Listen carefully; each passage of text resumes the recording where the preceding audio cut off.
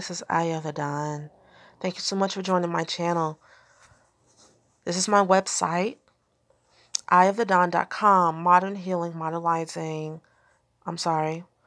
healing utilizing ancient intimacy technology.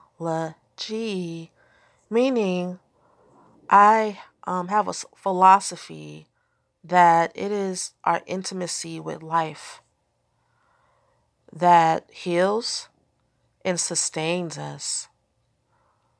Oftentimes we are disconnected and going through the motions, and not allowing our hurt and suppressed parts to be heard, to be felt. You know, we live on top of our wounds and our emotions a lot of times, and there's a whole ocean of you to get to know. There's a whole cosmic avatar part of yourself to get to know, and all the aspects above and below that give your life rich meaning. And the modalities that we can possibly use are tarot, astrology, reflexology, Reiki, along with collective events. Sign up for your own personal reading today. So now we're going to get into transits for, this is actual, chart, a solar return, that I was going to use that for our reading. Give me a second.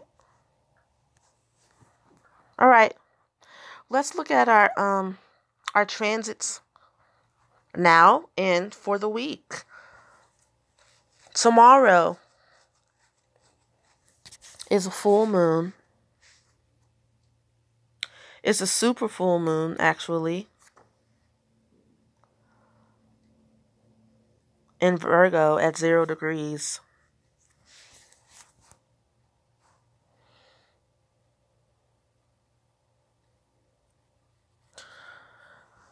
As we can see here, the moon is still in Leo, but tomorrow, because people are saying that it's a full moon today. It's not a full moon today. The full moon is on Tuesday.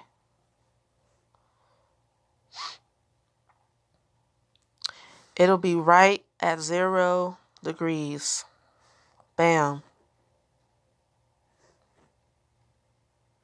Giving you a sense of an ending period of a lot of trials and tribulations and testing you to see if you have actually changed, if you're actually going to go forth and be who you really are, open up and find your true joy and go in the direction of happiness.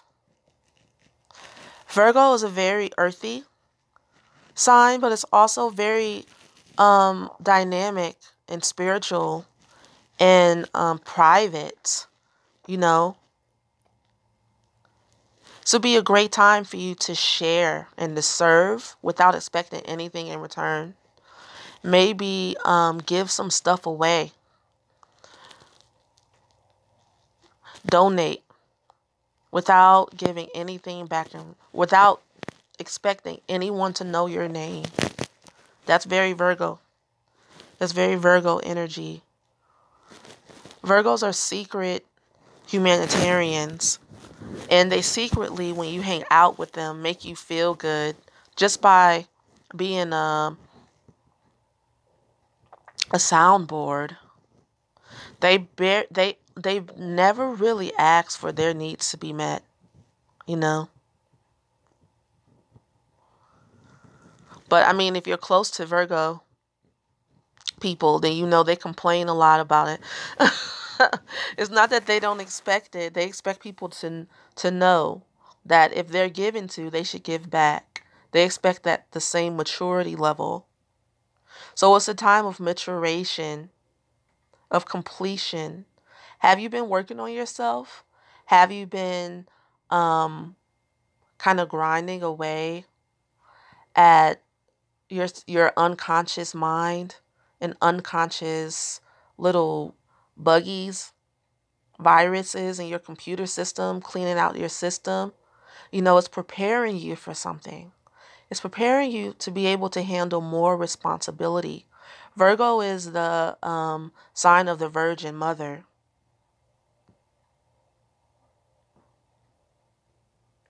She's very earthy and plentiful, a wellspring of life. Have you been taking care of yourself? Virgo is a sign of health. How is your health? Have you been working and getting enough rest and sleeping? And you know, if you haven't, this is the time to set that in motion. It's okay. It's okay. If you have been and you're being super critical of yourself, so it doesn't feel like you have been, that's also Virgo. A perfectionist, because Virgo likes to purge and prune and make things efficient. It wants to bring out the best in you. In this chart, this is my chart. We have Virgo in the ascendant. But very close to 0 degrees, there's Mars here for me. And that's very where I'm at right now. It's like I'm like on a fast track to my goddesshood, and it's been a roller coaster ride. So tomorrow I can expect maybe to deal with some unconscious anger, to have some passions. I've been watching Kundalini videos, and I don't think that is and thinking about getting some Shakti butt. I don't think that's a coincidence, because I'm like, why am I watching this? This is crazy. I feel like I'm being prepared for something. Interesting. I have had a accidental Kundalini awakening that has been going on for a really long time, and I feel like it's going to come to an end. I have a feeling I'm going to be able to be relieved and finally get the clearing that I need so that I can move on from that. I feel it. I have a funny feeling. It's a little painful, guys. It's a bit painful. Not going to lie. And when it first happened, it really wasn't any fun. I felt like I had wiggle worms all over me. I felt like I couldn't really sense reality. I was walking around in a haze almost and I felt like this energy was like attached to me and I couldn't get rid of it. And that's when I went to silent meditation retreat for a week, and that kind of helped me. But this was like 8 years ago that it happened. And yeah, it does, and it can take that long for it to go all the way through. But okay. Let's take another look. Let's look some more. Let's look around.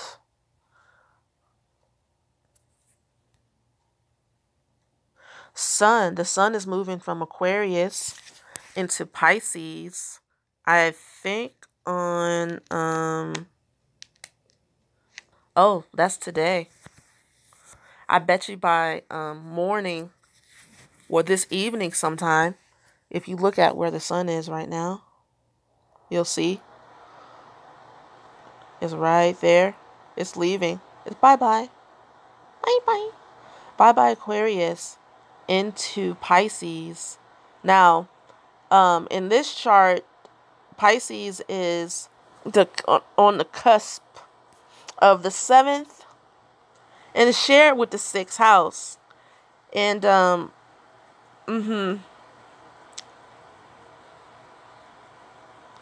already having all these freaking Pisces issues. I don't need nothing. No help. Thank you, son. But no thank you. When it comes to my health and my relationships, Pisces give you an illusion that, everything's cool, or you can just get by without working too hard on something and it's just going to come easy and natural. And the fact is, you still have to put effort into it. You definitely have to put effort into it, but you may not want to, because what's happening is your unconscious issues in Pisces will come out to be healed. All the emotional body stuff that our society tends to give you a pill for and call you crazy about is going to come out to be faced for like a month with the sun attached to Pisces. The sun, any fire sign in Pisces doesn't necessarily like get along all that great, but we make do. We make do. We handle it the best way we can, having to deal with things being healed. It's not fun for a lot of people. Now, some people, that's where they live and that's their zhuzh. And some people, like people who are fire oriented, they run from it and it's just very uncomfortable, So just bear down for like a month, and there's this, the sun denotes authority in your life, and you may feel like you don't want anybody telling you what to do. You might be annoyed going to work, being ruled by a schedule, not being able to just listen to your being and do as your being wants you to do, because Pisces is about being present, while also integrating the past. It's about timelessness. It's about being here now and allowing everything to be the way it is.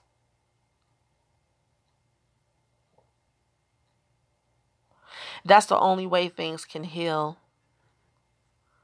It's through stillness and awareness, objectivity.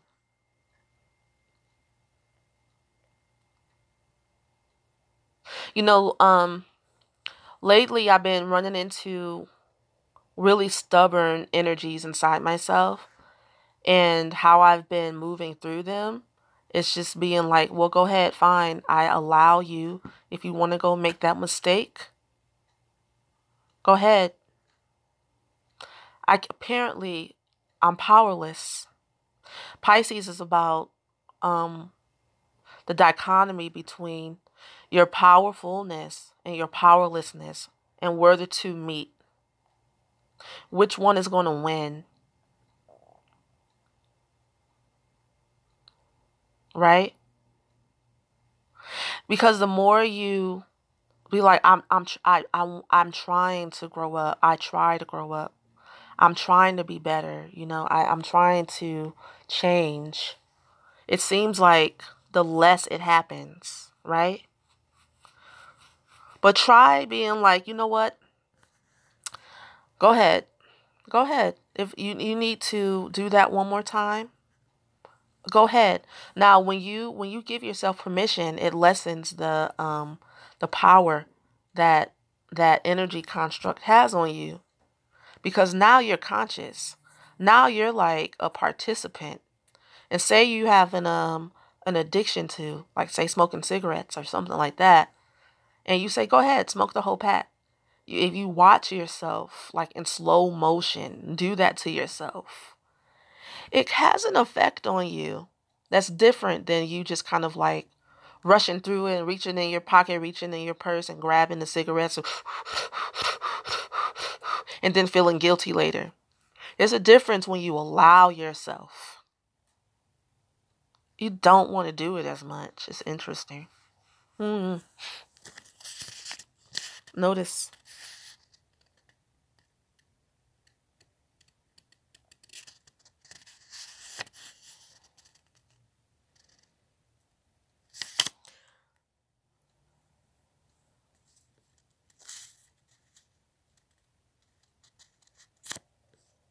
I'm sorry, guys. There's a lot going on over here with this Mercury and Neptune. And I know I talked about it in last video, but have you guys been experiencing communication issues with people, the where you just feel like you keep talking about the same thing over and over and over again, trying to get an understanding? I have. And it's like no matter how many times you talk about it, for me, I haven't believed the person motive, which is very Pisces, because I feel like I can read the intent and I don't like the intent, right? Right. And the person wants me to believe them and I don't. But that's very Mercury and Neptune together. You know, there'll be flaws, well, people being fake, I guess. Phony. Thinking that they can get over on you, or you think you can get over on people through manipulation. Mercury and Neptune together. Manipulation. Believing something that isn't true. Look at Jussie Smollett right now. Now, okay, legit, nobody believed him. Nobody believed that crazy ass story from Jump. I know I didn't. My sister Facebook messaged me. I know she called me on FaceTime when that story hit. And I saw it before she sent it to me. And I was like, I immediately when I saw it, I knew it was something off about it, and I just paid it dust. I just let it blow over. I'm like, well, I'll wait and see how it unfolds. And it's really sad that he felt like he had to lie like that. Now, I still don't believe that he is alone. I feel like he's taking the fall for this. I feel like it was publicity stunts. It was stunts. And I don't think he did it by himself. Anyway. So people might be trying to pull stunts right now on you.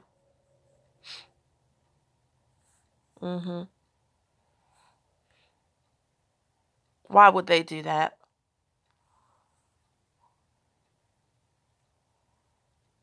I don't know. They might be trying to trap you, and because they don't want you to be free. They see you growing and they don't want you to leave their cipher. And Neptune is about past lives. So it could be people you have soul tribe relationship with.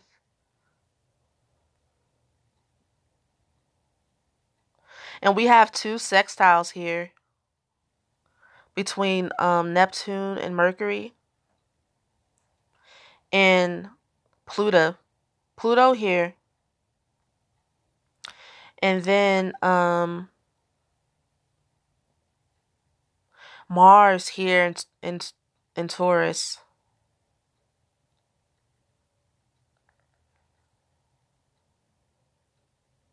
About to say we just need one more planet and we'll have a grand trine. Well, no, not a grand trine, because those aren't trines, huh? Sextiles.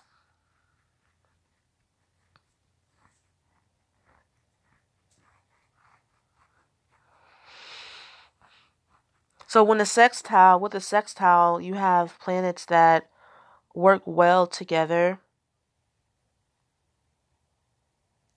to get done what it is they're trying to get done, and it's like you're growing up in your perception with Neptune and Mercury and Pluto and Capricorn. You're learning. Pluto is about taking your your lowest energy as far as like your development as a human being. Pluto can be full of drama because it lacks knowledge of self. It lacks discipline, and it feels pretty powerless against having to change and budge, and it doesn't want to, you know. So over here it's like, are you going to get caught up in lies and deceit and playing games, mental games, manipulation, and a little bit of with Mars here, power struggles to see who's in control. Very short tempered and short lived energy with Mars and Taurus. But they can play games. Taurus can play games. Who's going to possess who? Who's in power in the relationship? Sexual power. Okay? And then you have Pluto here in Capricorn, like time to grow up and face the fact that, you know, if you continue to play these games, then you're not going to have what you want in the long term. Make your choice. Pick your poison. It's like, toughen up, kid. Either way, life can be a challenge. I don't want to say life is hard, but it can be a challenge. Now, February 22nd, which is Friday, Venus is going to be right on top of Pluto, which has to do with your love life and your finances. And again, this denotes some possible drama. If you already don't have it going on, a lot of times I experience things before, like I experienced the shadow, and then on the day that the transit hits, it rounds out the lessons for me. I don't know if anybody else experiences that.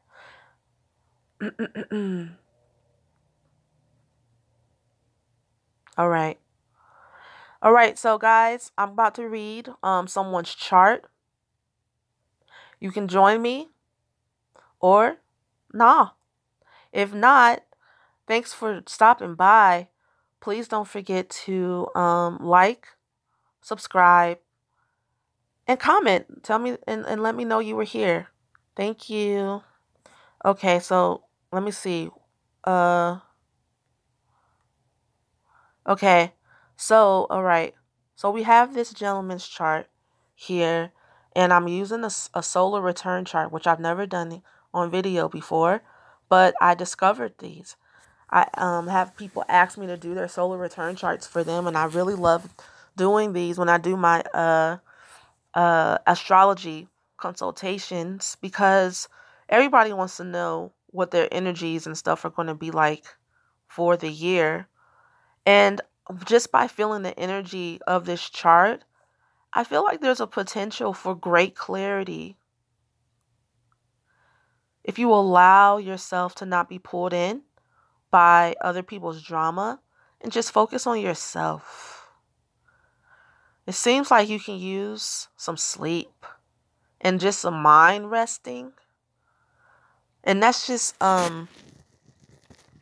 by me looking at just the energy off of that's coming off of the chart. Like, you could use some mental rest.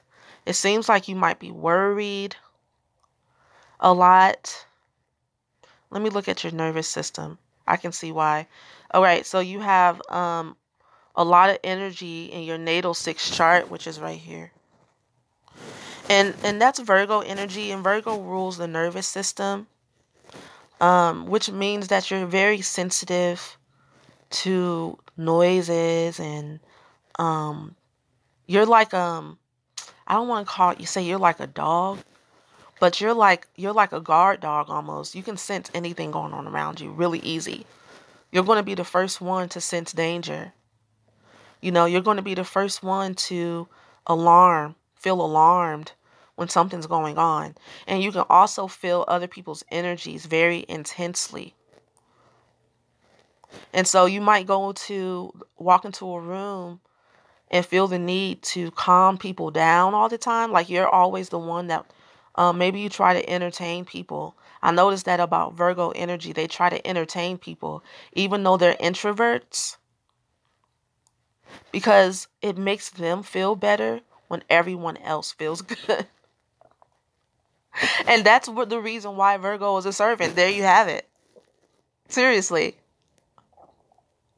And this is why Virgo energy can be hot and then cold, because they really need their space and their time to recharge their batteries after all that damn performing. They're always performing, trying to make other people feel good.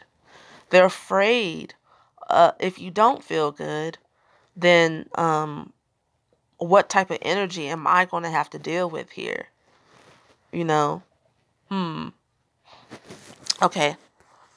So you basically have a stellium here, Pluto, which is about transformation, psychological transformation that can take the form of you might try to avoid drama in your life, but when it comes to like your jobs and your daily routine, being disciplined in your health, it kind of just catches up on you stumble upon this drama all the time. You can't seem to get out of the blind spot, you know. But it's the drama that when you have had enough, you will end it. And that's Pluto. That's what Pluto does for us. When you've had enough, of the consequences of not being disciplined and not taking your transformation seriously and expecting for things to change just because you want it to, and not necessarily because you made the effort.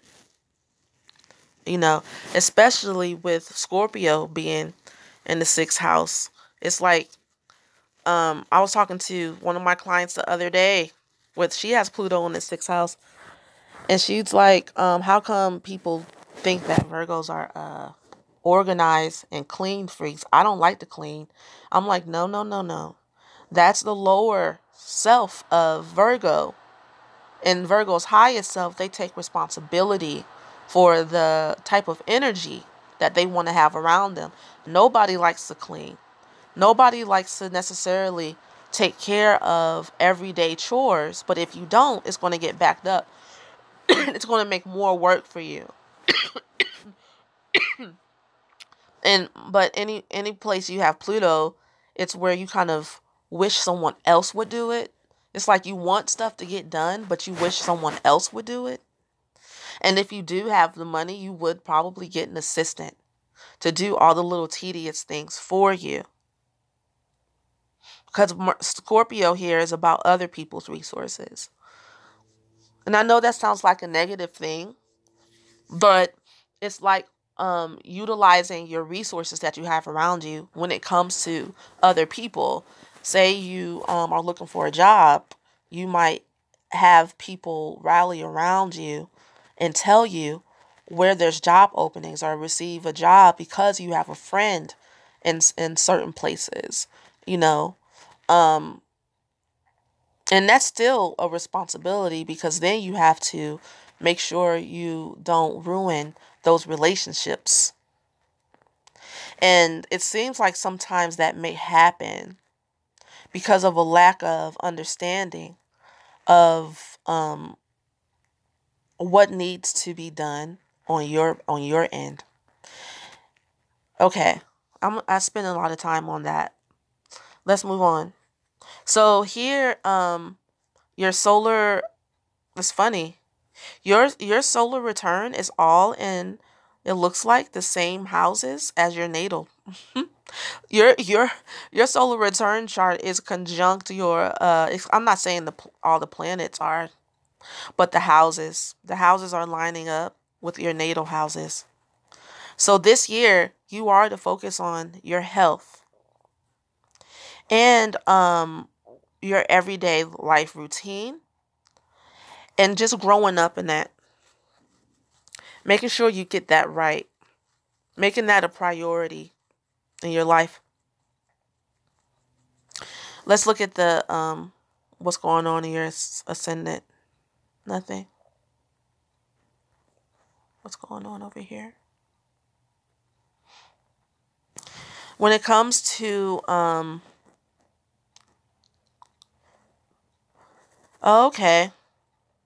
So I know you're a comedian, and Venus and Mercury is really great for communication and getting what you want, asking for what you want. When it comes to work and being social, this year is a good year for you to network and talk to people. Let people know who you are. It'll go over well. It probably already has been. All right, and in this year, the moon is in your 6th house in Sagittarius, conjunct your 7th house.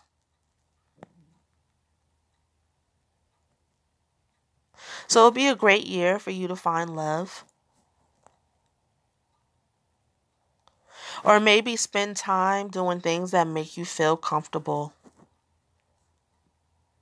Like traveling will make you feel comfortable. Like you're relaxing. Like your everyday mood would be, I want to try something new. I want to be someplace different. I want to go on an adventure. You might feel tired of like the same old. And you could possibly meet someone older and wiser and more experienced and from a different culture when it comes to your love life this year.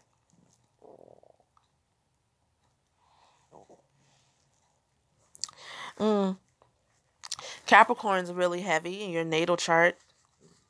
Between your 8th and 9th house, you have Uranus, Neptune, and Saturn. And your north node is in Aquarius. So you're very in touch, or in this lifetime, you're supposed to be out in front of people in groups, teaching or learning. You have your hands on the pulse of culture, of mass consciousness, or mainstream. But maybe you're a bit different as well. Like you're like counterculture in the main culture. You're an alternative. Because your message is for everyone to work together. In order to do that, you have to do some freaky things sometimes to get your point across. You have to entertain, or you have to put on a show, or whatever it is you have to do. Be zany.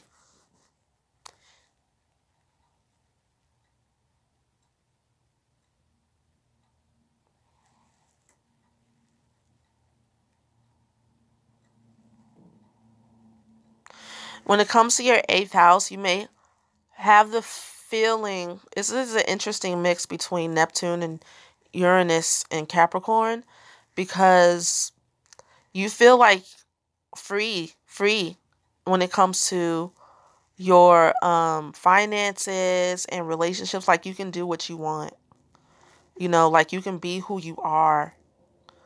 But then you have this Capricorn energy here saying that you can do what you want within reason. He's the father giving you boundaries. It's like, no, you can't do whatever you want. You can do whatever you want, but there's going to be consequences. That's what that's saying. And so this year you have Saturn and Pluto in the 8th house, conjunct your 8th house. So you'll definitely be going through transformations. And it might look like you're being hard on yourself. Like, man, I should have had this stuff together by now. I should have bought a house by now. I should be married by now. I should have I wasted all this time. The key with this energy is not to beat yourself up, but to start from where you're at and give yourself some grace. You know, give yourself some time. Don't let yourself get drowned by responsibilities. But just know that responsibilities from here on out are a part of life. Nobody likes to clean their room, but it has to be done. You know, you may not want to pay your taxes, but it has to be done. That part, those types of things.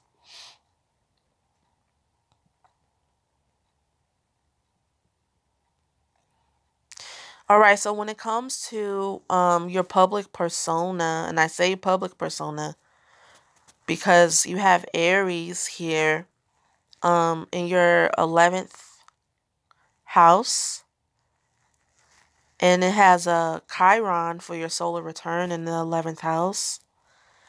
You may feel like, you know, misunderstood, like nobody sees you, nobody gets you this year. You may feel discouraged when you share yourself. It's as if you're speaking in gibberish or something. Like people aren't you may feel like people aren't getting you. But maybe you're focused on the wrong thing, because I'm getting the sense that the right people, like your mass consciousness connection, will have you connected to counterculture more than, mainstream culture. Appeal to the audience where you get in, where you fit in. That's what I'm trying to say. Don't try to please people that don't like you. Your message isn't for them. Focus on the people that appreciate you. And so that'll be your lesson this year, because that's a doozy, but it's doable. That may be something that is a challenge wherever Chiron is. And this is probably something you tell other people all the time, or that you will find yourself telling other people.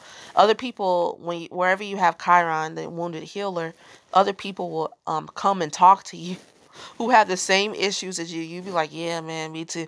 But then you'll find yourself giving advice. Take your own advice. All right. We're gonna end this out. Thank you so much for giving me the opportunity to read you guys' charts.